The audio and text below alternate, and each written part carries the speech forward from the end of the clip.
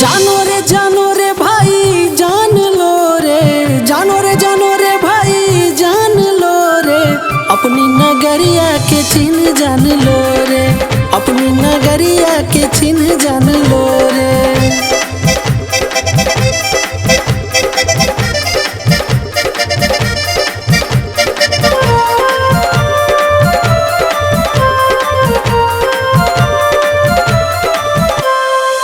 उत्तर में गिरिराज हिमालय महाभारत के मुकुट बने हैं, दक्षिण में सागर की लहरें धोवे चरण दुलारी माँ की।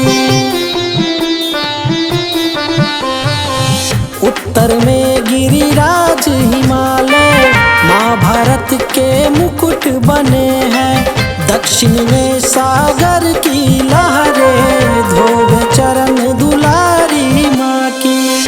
पूरब में आसाम नगरिया, पूरब में आसाम नगरिया, जहाँ सोना चांदी हीरा बरसे।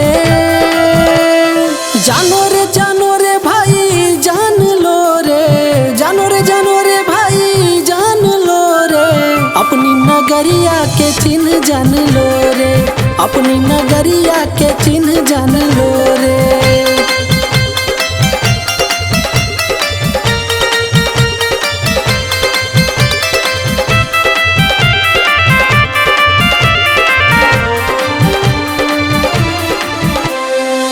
पश्चिम में कश्मीर नगरिया, स्वर्ग के जैसा छटा बिखेरे, गलवान है इसी नगरिया, जहाँ तीनों वीर जवान है रहते। पश्चिम में कश्मीर नगरिया, स्वर्ग के जैसा छटा बिखेरे, गलवान है इसी नगरिया, जहाँ तीनों वीर जवान है रहते। वीर तिरंगा को फहराते, वीर तिरंगा को फहराते, जय हिंद का गीत सुनाते। जानो रे भाई जान लो रे, जानो रे भाई जान लो रे, अपनी नगरिया के चिन्ह जान लो रे, अपनी नगरिया के चिन्ह जान लो रे।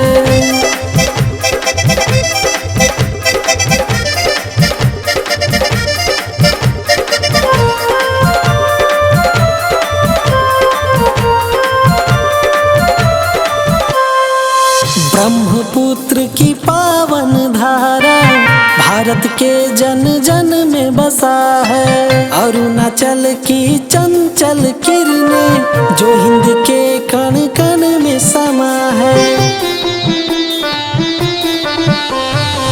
ब्रह्मपुत्र की पावन धारा भारत के जन जन में बसा है, अरुणाचल की चंचल किरणें जो हिंद के कण कण में समा है। ताजमहल पर जनता दीवानी, ताजमहल पर जनता दीवानी, गंगा हमारी अमिट निशानी। जानो रे भाई जान लो रे, जानो रे भाई जान लो रे, अपनी नगरिया के चिन्ह जान लो रे, अपनी नगरिया के चिन्ह जान लो रे।